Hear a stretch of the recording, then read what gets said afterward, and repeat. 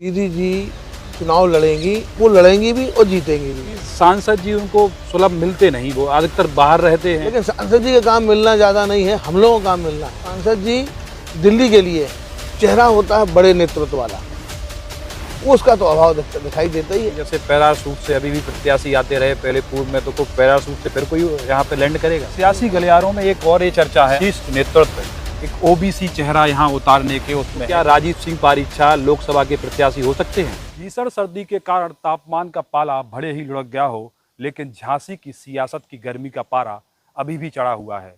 यह पारा चढ़ा है मध्य प्रदेश के पूर्व गृह मंत्री नरोत्तम मिश्रा के झांसी में जगह जगह होर्डिंग बैनर पोस्टर लगने से, और उनके बैनर पोस्टर सदर विधायक रवि शर्मा के साथ लगे हैं। तो ये कयास लगाए जा रहे हैं कि मध्य प्रदेश के पूर्व गृह मंत्री नरोत्तम मिश्रा क्या झांसी से लोकसभा का चुनाव लड़ने वाले हैं? इन्हीं सब बातों के, सवालों के और जवाब तलाशने हम पहुंचे हैं बबीना के लोकप्रिय विधायक राजीव सिंह पारीच्छा जी के पास। हम विधायक जी से बात करते हैं। विधायक जी, क्या कयास लगाए जा रहे हैं कि ये लगातार जो होर्डिंग बैनर पोस्टर लग रहे हैं, आपके साथ ही विधायक हैं रवि शर्मा जी, उनके साथ नरोत्तम मिश्रा जी के, तो क्या वो यहाँ से चुनाव लड़ने वाले हैं? अभी हम लोगों के सामने एक ही प्रश्न है जी कि झांसी ललितपुर लोकसभा सीट भारी अंतर से जीती जाए। जो एक ट्रैक रिकॉर्ड है 2014 से लगातार भारतीय जनता पार्टी अपने मत प्रतिशत में इजाफा कर रही है। इस बार भी हम लोग 2014 के रिकॉर्ड को हमने 2019 में तोड़ा था, और 2019 का जो रिकॉर्ड है लगभग 4.25 लाख वोटों के अधिक अंतर से हम लोग जीते थे। इस बार भी हमें उम्मीद है कि लगभग 5 लाख प्लस से इस बार भारतीय जनता पार्टी का जो भी प्रत्याशी होगा झांसी ललितपुर लोकसभा का, वह जीतेगा।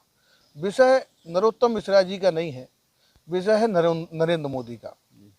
जैसे पूरे देश की जनता चाहती है कि फिर तीसरी बार जननायक, दुनिया के सबसे लोकप्रिय नेता, भारत के लोकप्रिय प्रधानमंत्री, राम भक्त, राष्ट्रभक्त आदरणीय नरेंद्र मोदी जी तीसरी बार प्रधानमंत्री बने, विषय ये है।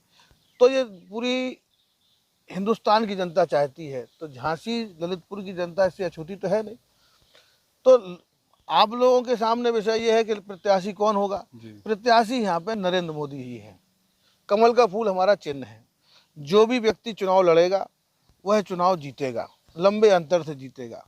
वर्तमान में सांसद अनुराग शर्मा जी हैं, उन्होंने भी काफ़ी काम किए हैं और अच्छे हैं, सहज हैं, सरल हैं, मिलनसार हैं। तो अभी तो वो सांसद हैं हमारे, पार्टी उनको टिकट देती है तो उनको जीतना है लंबे अंतर से, और कोई दूसरा प्रत्याशी आता है तो वह भी लंबे अंतर से जीतेगा। अब आप विषय आता है कि नरोत्तम मिश्रा जी के यहाँ पे होर्डिंग लगे हैं। नरोत्तम मिश्रा जी का मेरी विधानसभा से लगा हुआ क्षेत्र है। झांसी के भी नेता नरोत्तम मिश्रा हैं, बुंदेलखंड के नेता भी नरोत्तम मिश्रा हैं, और नरोत्तम मिश्रा जी जब गृह मंत्री रहे, और आज भी वो भले ही वहाँ पे मंत्री नहीं हैं, विधायक नहीं हैं, लेकिन नेता तो आज भी हैं। वो झांसी के लोग भी अपने कामों के लिए वहाँ जाते हैं, बहुत शिद्दत के साथ में वह उनकी मदद करते हैं और लोगों की सेवा करते हैं। ये उनका स्वभाव है। उस स्वभाव के कारण वो लोकप्रिय हैं। वो लोकप्रिय केवल दतिया में नहीं है, ग्वालियर चंबल संभाग में या बुंदेलखंड में, वो पूरे मध्य प्रदेश और उत्तर प्रदेश में लोकप्रिय है, बल्कि वो राष्ट्रीय नेता है।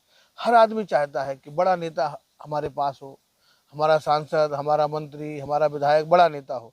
इस नाते लोगों का रुझान जरूर है उनके प्रति, क्योंकि उन्होंने काम भी किया है। अब आप दतिया को देख लो, 10 साल पहले दतिया की क्या स्थिति थी, आज दतिया की क्या स्थिति उन्होंने इन 10 सालों में एकदम बदल दिया, कायाकल्प कर दिया दतिया का। मैं तो ये मानता हूँ कि दतिया के लोगों ने गलती की है, उनको फिर इस बार विधायक बनाना था, जनप्रतिनिधि बनाते, फिर एक बार वो बड़ी जिम्मेवारी के साथ में दतिया की सेवा करते, और इन आगामी 5 सालों में, जो 5 साल आने वाली हैं, इन 5 सालों में जो दतिया का विकास होता, शायद दतिया किसी भी ज़िले से अपने आप को कमतर नहीं मानती। अब झांसी की बात आती है। झांसी हमेशा से उपेक्षित रहा है। जब दीदी उमा भारती जी यहाँ आई तो तब से यहाँ विकास की शुरुआत हुई। जब से प्रधानमंत्री जी नरेंद्र मोदी जी बने हैं, तब से बुंदेलखंड की तरफ उनकी नज़र गई है। योगी जी जब से मुख्यमंत्री बने हैं, लगातार उनका बुंदेलखंड के हर जनपद तक प्रवास है। झांसी उनके हृदय में बसती है। वो जानते हैं कि बुंदेलखंड का विकास अगर हमें करना है, बुंदेलखंड से पलायन को रोकना है, बुंदेलखंड से बेरोजगारी खत्म करनी है, तो हमें झांसी और उसके आसपास के क्षेत्रों में फोकस करना पड़ेगा। तो ये जनता झांसी की चाहती है कि कोई हैवी वेट नेता रहे। नहीं, आपके जो हम रोकना चाहेंगे, आपको माफ़ कीजिए, आपके जो साथी विधायक हैं रवि शर्मा, उन्होंने दबी जुबान में पुष्टि की है कि नरोत्तम मिश्रा जी यहाँ से चुनाव लड़ सकते हैं, उनका मन है या ऐसा लग रहा है, क्या मानते हैं आप इसको? ये केवल रवि शर्मा जी की पुष्टि नहीं है, रवि शर्मा जी ने कहा होगा तो कहीं ना कहीं लोग उनसे मिलते, वो भी जनप्रतिनिधि हैं जी। जनता अपना मन बताती होगी कि साहब पहले उमा जी थी तो काम आसानी से हो जाते थे। तो कहीं ना कहीं आदमी हैवी वेट मजबूत नेता जिसकी राष्ट्रीय नेतृत्व के पास अच्छी छवि हो, अच्छी पकड़ हो, और झांसी को जिस तरीके के नेताओं की जरूरत है, हम हैं तो मैं एक विधायक हूं सामान्य रूप से, रवि शर्मा जी हैं तो हम लोग सामान्य विधायक हैं, विधायक के नाते हम लोगों की पहचान है। लेकिन नरोत्तम मिश्रा जी हुए, उमा जी हुई, इनकी विधायक और सांसद और मंत्री के नाते पहचान नहीं है, इनकी अपने काम के नाते और जो उन्होंने लंबे समय तक जनता की सेवा की है उस नाते उनकी बड़ी अच्छी छवि है। उस छवि के नाते लोग चाहते हैं कि बड़ा नेता रहे हमारे साथ में। एक सियासी गलियारों में एक और ये चर्चा है, आम है, कि भारतीय जनता पार्टी का शीर्ष नेतृत्व एक ओबीसी चेहरा यहाँ उतारने के उसमें है, कोई बड़ा चेहरा आएगा, जैसे दीदी उमा भारती थी और कोई बड़ा चेहरा आ सकता है। दीदी उमा भारती ने अच्छा काम किया, आपने भी उनका साथ दिया, तमाम चीज़ें रहीं, तो क्या लगता है कि कोई बड़ा चेहरा आने वाला है? देखो, झांसी के हिसाब से मैं समझता हूँ जी, झांसी बुंदेलखंड की हृदय स्थली है और झांसी का विकास बुंदेलखंड की विकास को दिशा देने वाला है। तो झांसी में जब कोई हैवी वेट बड़ा नेता रहता है तो झांसी के विकास की गति कई गुना बढ़ जाती है।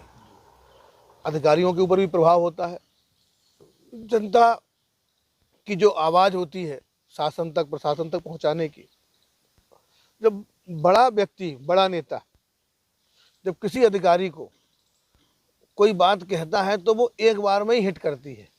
हम लोग बार बार कहते हैं तो समय खराब होता है, अधिकारी भी उतनी गंभीरता से नहीं लेते जितनी गंभीरता से बड़े नेताओं को, बड़े चेहरों को लिया जाता है। हम लोगों को कोई काम कराने में जो समय लगता है उसका 10% भी समय बड़े लोगों को नहीं लगता है। झांसी में एक हमेशा एक बड़े नेतृत्व की आवश्यकता रही है। उमा जी जब रही तो वह भरपाई पूरी हुई जो एक ज़रूरत थी। अब हम चाहे सांसद जी हों, चाहे मैं, चाहे अन्य विधायक, हम लोग सांसद और विधायक के नाते सेवा करते हैं। जो एक चेहरा होता है बड़े नेतृत्व वाला, उसका तो अभाव दिखाई देता ही है। तो वो अभाव के नाते जनता की बार बार ये ललक होती है, एक उनके अंदर एक ये डिमांड सी उनके मन में होती, कोई बड़ा नेता हो, कोई, चूंकि झांसी बड़ी जगह है तो उनकी एक डिमांड होती, नहीं कोई बड़ा नेता आए, बड़ा नेता आए। इस नाते कभी लोग जाके चर्चा करते होंगे तो शीर्ष नेतृत्व के लोग कहते होंगे कि नहीं यार झांसी में एक, तो क्या ओबीसी को मौका मिल सकता है? अब ओबीसी लड़ाते क्योंकि यहाँ से, क्योंकि रोकना चाहेंगे, क्योंकि यहाँ से सांसद ब्राह्मण हैं, विधायक ब्राह्मण हैं, एमएलसी ब्राह्मण हैं, तो उस नाते क्या ओबीसी को एक बड़ा चेहरा कोई आएगा, उनको मौका मिल सकता है? नहीं, यहाँ से विधायक, सांसद केवल ब्राह्मण नहीं है, सभी जाति वर्ग के लोग विधायक भी हैं, अन्य दायित्वों पर हैं। तो भारतीय जनता पार्टी जाति देख के तो कोई निर्णय नहीं लेती है। भारतीय जनता पार्टी, मैं समझता हूँ कि जगह और उस जगह पे कौन सा व्यक्ति उपयुक्त हो सकता है, कौन सा व्यक्ति बेहतर काम कर सकता है, ये समझ हमारे राष्ट्रीय नेतृत्व के पास है और वो उस हिसाब से वो सब जगह लोगों की ज़रूरत, क्षेत्र की आवश्यकता, उसके हिसाब से वो कैंडिडेट देते हैं। तो मुझे लगता है कि जो भी कैंडिडेट होगा बहुत उपयुक्त होगा और जीतना 100% है, क्योंकि मोदी को जिताना है हर आदमी को। यहाँ तो ये विषय गौण है, वैसे जो आपका सवाल है वो विषय है ही नहीं कि प्रत्याशी कौन होगा। प्रत्याशी तो हम मोदी है। इस बार 9.5-10 लाख वोट मिलेंगे कम से कम जो भारतीय जनता पार्टी का प्रत्याशी होगा। वो वोट भाजपा के प्रत्याशी जो कैंडिडेट उसको नहीं मिलना है, कैंडिडेट मोदी को मिलना है। हर आदमी चाहता है मोदी जी तीसरी बार और प्रचंड बहुमत के साथ में। तो प्रचंड बहुमत सीटों का जब होगा, जब हर जगह वोट ज़्यादा, हर बूथ पर वोट ज़्यादा मिल रहे होंगे, तो यहाँ पे जो वोटों का परसेंटेज है वो लगातार 2 बार से ज़्यादा होगा। इस बार वोट जो हमारा प्रत्याशी पाएगा वो हर बार से ज़्यादा पाएगा, जीत का अंतर भी इस बार ज़्यादा होगा। और अब ये निर्णय पार्टी को लेना है कौन प्रत्याशी हो सकता है। तो फिर क्या लगता है कि जैसे पैरासूट से अभी भी प्रत्याशी आते रहे, पहले पूर्व में तो कोई पैरासूट से फिर कोई यहाँ पे लैंड करेगा? नहीं, यहाँ पैरासूट के भाजपा में कोई है ही नहीं। भाजपा में सब कार्यकर्ता है, जी चाहे वो किसी भी क्षेत्र में काम कर रहा हो, चाहे किसी भी संगठन में काम कर रहा हो, वो जमीन पे काम, धरातल पे काम करने वाले व्यक्ति हैं। उनकी योजना पार्टी करती है कि झांसी से किसको लड़ाना, कानपुर से किसको लड़ाना, और बाकी जगह से कहाँ किसको लड़ाना। अब मोदी जी वहाँ बनारस आए थे लड़ने के लिए, तो पैरासूट थोड़ी थे, मुख्यमंत्री थे, वो सबसे लोकप्रिय मुख्यमंत्री थे। तो जो काम उससे अपनी छवि को बना लेता है, जिसको जनता के दिलों में जो भरोसा पैदा कर लेता है, वो कहीं से भी लड़ ले। जब अनुराग शर्मा जी को, मौजूदा सांसद हैं, उनको टिकट मिला था तो लोग ये चर्चा कर रहे थे कि पैरासूट से प्रत्याशी उतार दिया गया है, तो उस समय लोगों में रहा, लेकिन मोदी जी की वजह से उनको स्वीकार किया गया और प्रचंड बहुमत से तो जीते। मोदी जी की वजह से ही सबको स्वीकार यहाँ जनता करती है, क्योंकि विश्वास जनता का मोदी जी पर है जी और प्रदेश में योगी जी पर है। जी तो जब दोनों लोगों पे विश्वास है, जो दोनों लोग तय कर देते हैं, आदरणीय अमित शाह जी जो तय कर, अमित शाह दुनिया के सबसे बड़े रणनीतिकार माने जाते हैं जी और उनकी एक एक चीज़ पर नज़र होती है। तो वो जो निर्णय लेते हैं वो हर मामले में फिट होता है और हिट होता है। अभी देखो तीनों राज्यों में हम लोग बेहतरीन परिणाम लेके हम लोग आए हैं, उसमें पूरी रणनीति हमारे माननीय अमित शाह जी की है। तो वो रणनीति और उस पर मेहनत करना, केवल रणनीति ऐसे नहीं हो जाती कि हमने कागज पे बैठ के, उस पर लगातार मेहनत करना, उसके ऊपर पूरा दिमाग लगाना, पूरा उसके ऊपर कंसंट्रेट करना, और उसके बाद जो निर्णय निकल के आते हैं उसके आधार से फिर रचना करते हैं और रचना वो सफल होती है। यूपी में भी लंबे अंतर के साथ में सभी सीटों पर हम लोग जीतेंगे। मुझे पूरा विश्वास है कि 80 में से 80 का जो हमारा संकल्प है, जो लक्ष्य है, उसको लगभग हम लोग इस बार पाके रहेंगे। सपा, बसपा, कांग्रेस या जितने भी दल हैं, इनकी हर सीटों पर जमानतें जब्त होंगी। शायद एक आध सीट जीत जाए तो जीत जाए, सब लोग मिला के, बाकी सबके खाते में अंडा ही रहने वाला है। तो ऐसा क्यों है? जो गांव के लोग आते हैं, हम लोगों से मुलाकात करते हैं, अमूमन गांव से जुड़े हम लोग भी हैं, तो लोग आते हैं यहाँ पर, पत्रकारों से बात करते हैं कि सांसद जी उनको सुलभ मिलते नहीं, वो अधिकतर बाहर रहते हैं।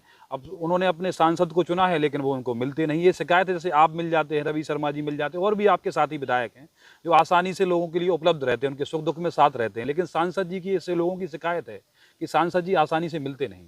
नहीं, सांसद जी मिलते तो होंगे, ऐसा नहीं है, लेकिन सांसद जी का काम मिलना ज़्यादा नहीं है, हम लोगों का काम मिलना है। विधायकों का काम होता है जनता की समस्याओं को सुनना। हम सारे विधायक मिलते हैं। सांसद जी का काम है विकास की योजनाओं को लाना, झांसी के लिए नई नई योजनाओं को लेके आना। जैसे अभी रेलवे स्टेशन लेके वो आए, तो रेलवे स्टेशन में लगभग 600 करोड़ रुपए से ऊपर का इन्वेस्टमेंट हो रहा है। तो सांसद जी दिल्ली के लिए हैं, दिल्ली से योजनाओं को लेके आना झांसी के लिए, उसके लिए सांसद जी हैं। मिलने मिलाने के लिए और दैनिक दिनचर्या से जुड़ी समस्याओं के लिए तो विधायक हैं। हम लोग मिलते हैं 24 घंटे, चाहे कोई भी विधायक हो, चाहे सदर हो, चाहे मैं हूँ या जवाहर जी है या मऊरानीपुर के, हम लोग लगातार जनता के बीच में रहते हैं।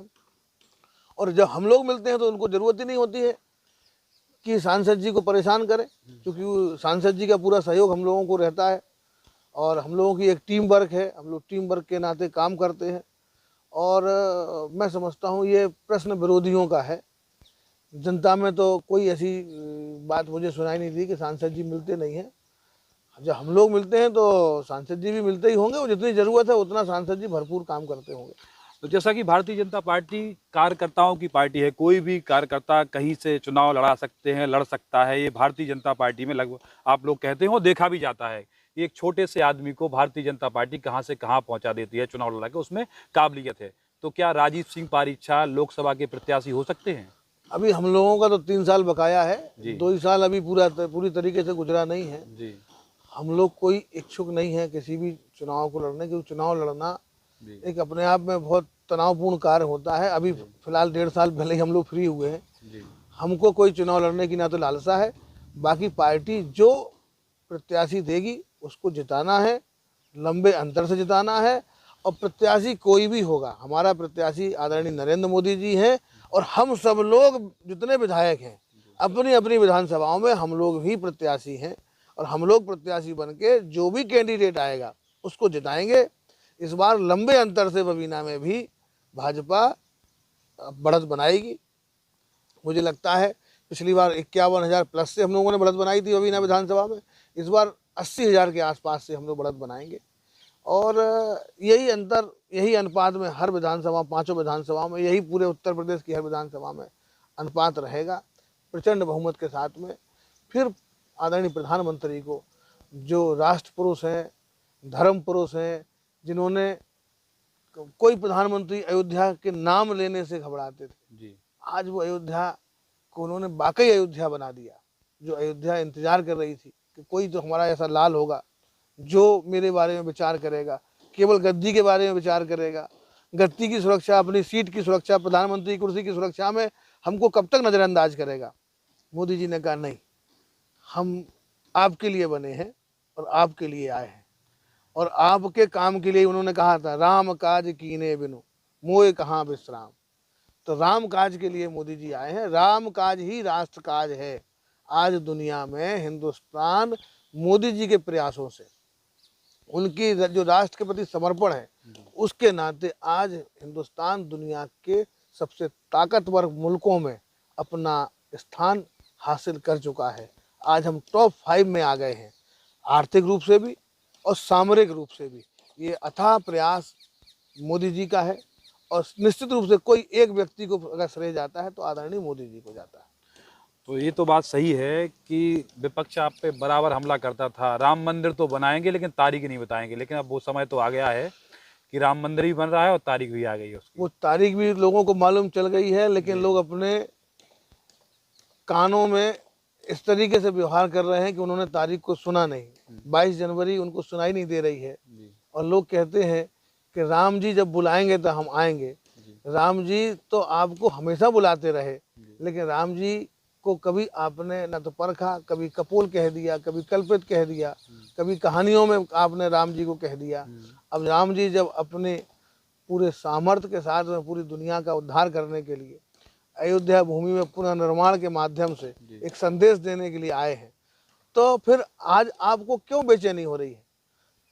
वो साहब राम जी जब बुलाएंगे, भगवान जब बुलाएंगे तब जाएंगे। भगवान से हमेशा आप लोगों ने दूरी बनाई है। अब भगवान की जनता ने आपसे दूरी बना ली, तो आप कुछ बोल तो नहीं पा रहे हो, लेकिन आपके मन में जो चल रहा है वो किसी से छुपा नहीं है। आप ईश्वर को मानने वाले लोग हैं ही नहीं। हमेशा ईश्वर की रीति, नीति, संस्कार और संस्कृति के विरुद्ध काम करने वाले लोग हैं। राम भक्तों पर गोलियां और उनके ऊपर अत्याचार कराने वाले लोग हैं। ये लोग तो अब हमेशा पीड़ित ही रहने हैं, ये दुखी रहेंगे। अभी राम मंदिर बन रहा है, काशी विश्वनाथ का कायाकल्प हो गया है, अब मथुरा में भी बांके बिहारी का उसकी भी प्रक्रिया धीरे धीरे शुरू हो रही है। आदरणीय प्रधानमंत्री जी कोई काम छोड़ने वाले नहीं है, सारे काम करके जाएंगे। अमित शाह जी जैसे उनके रणनीतिकार हैं, और योगी जी जैसे उनके हनुमान जी हैं, वो सब काम यहाँ हो जाएंगे। अब किसी के लिए कोई काम बचना नहीं है और कभी उनको मौका मिलना नहीं है। तो सपा का एक यादव वोट बैंक माना जाता था कि काफी बड़ी तादाद में समाजवादी पार्टी को यादव सपोर्ट करता आया है, तो क्या यादव वोट बैंक खिसकने लगा है भाजपा के? यादव भी हिंदू है जी, वो भी राष्ट्रभक्त है। यादव भी गोलियां खाता है चीन की, पाकिस्तान की, उनके बच्चे शहीद होते हैं और इस भारत माता के लिए। तो ये तो कुछ समय के लिए उनको भ्रमित करने का काम किया गया था, एक परिवार के महिमा मंडन के लिए। एक परिवार बहुत आगे, पूरे यादव उनकी सेवा में लगे रहे। यादव राम भक्त है, यादव कृष्ण भक्त है, विष्णु का भक्त है यादव, और उसने पूरा जीवन और पूरी दिनचर्या उसी तरीके से यादव की रहती है। और यादव पूरी ताकत के साथ में भाजपा के साथ में जुड़ेगा। उसका भ्रम पूरी तरीके से टूट रहा है, और बहुत से लोगों का टूट भी चुका है। वह राष्ट्रभक्त है, हिंदू है, और उसे मालूम है कि जब भी हिंदुओं पर खतरा आएगा तो कुर्बानी सबसे ज़्यादा यादव की ही होनी है। तो यादव अब वो भ्रम में नहीं है, कितना भी कुछ कर लें, धीरे धीरे इनका वही हाल होगा जो अजीत सिंह जी का हुआ है। वही 2 सीटें, 1 सीटें उनकी रह गई हैं, वही 1 सीट 2 सीट इनकी भी रहेगी। जैसे जाट उनसे मुक्त हो गया, यादव अब इनसे मुक्त हो जाएगा। तो आखिरी सवाल, क्या दीदी उमा भारती जी यहाँ से चुनाव लड़ने की इच्छा जता रही हैं, वो लड़ सकती हैं, या शीर्ष कमान से उनकी बात चल रही है, आप काफ़ी करीबी हैं, क्या आपको फीडबैक मिला है? दीदी जी चुनाव लड़ेंगी ऐसा उन्होंने कहा है। जी, जो बड़े नेता होते हैं जी, वो जगह खुद नहीं चुनते, पार्टी उनको जगह बताती है कि आपको वहाँ से जाके लड़ना है। उमा जी को पार्टी जहाँ से लड़ाएगी वो लड़ेंगी भी और जीतेंगी भी। कोई भी नेता, जैसे केशव जी हुए, उमा जी हुए, ब्रजेश पाठक जी हुए, या और भी बड़े बड़े नेता हैं, ये स्वयं अपने बारे में नहीं सोचते, इनके बारे में पार्टी सोचती, पार्टी इनका उपयोग करती है कि इनका कहाँ बेहतर हम उपयोग कर सकते हैं। क्योंकि हमको देश को लंबे समय तक राष्ट्रवादी नेतृत्व देना है, तो जब लंबे समय तक राष्ट्रवादी सरकारें बनानी है, लंबे समय तक, तो फिर वहाँ व्यक्ति गौण हो जाता है। तो यहाँ व्यक्ति के नाते कोई प्रत्याशी नहीं आना है, सब कौन सी सीट पर कौन उपयुक्त होगा, कौन सा स्थान पे किसको लड़ाना है, इसके लिए पूरी रणनीति बना ली गई होगी। और वो मैं समझता हूँ ये जनवरी है, फरवरी और मार्च में आपको काफ़ी तेज सुगबुगाहट होगी। जो भी प्रत्याशी होंगे वो यहाँ पे चुनाव भी लड़ेंगे, पार्टी ने जिसको तय कर रखा होगा वो लड़ेंगे भी, और जीतना तो निश्चित है। क्योंकि यहाँ तो विपक्ष कहीं दिखाई नहीं देता है। विपक्ष को मालूम है कि हमने 20-25 साल शासन में रहते हुए बहुत गंभीर चूकें की हैं, गलतियाँ की हैं, और जनता अब माफ़ करने के मूड में कतई नहीं है। जब आदमी को एक बार अच्छा नेतृत्व मिल जाता है, राष्ट्रवादी नेतृत्व, धर्म से ओतप्रोत नेतृत्व मिल जाए, तो मैं समझता हूँ फिर आदमी कभी इधर उधर आंख नज़र भी नहीं करता। पूरी नज़र मोदी जी के पे भरोसे की नज़र है लोगों की। तो लोकसभा को लेकर आपकी पार्टी और आप लोगों की तैयारी पूरी है, जो भी प्रत्याशी आएगा उसके साथ आप खड़े हैं कंधे से हम कंधा लोग लगाकर? खुद हम लोग स्वयं जी एक एक भाजपा का कार्यकर्ता प्रत्याशी बन के काम करता है। हम लोग कार्यकर्ता हैं, हमको इसका इंतजार नहीं है कौन प्रत्याशी आएगा। क्योंकि समाजवादी पार्टी, वहाँ चुनाव लड़ा जाता है प्रत्याशी बेस, प्रत्याशी केंद्र में होता है तब चुनाव लड़ता है। समाजवादी पार्टी में, बसपा में, कांग्रेस में पहले प्रत्याशी घोषित करते हैं, तब वहाँ पे चुनाव शुरू होता है। हमारे यहाँ चुनाव शुरू है, यहाँ हम लोग एक एक व्यक्ति प्रत्याशी है, एक एक भाजपा का कार्यकर्ता, बूथ का अध्यक्ष, वो सब प्रत्याशी, हर बूथ पर वो प्रत्याशी है। तो भाजपा कैडर बेस पार्टी है।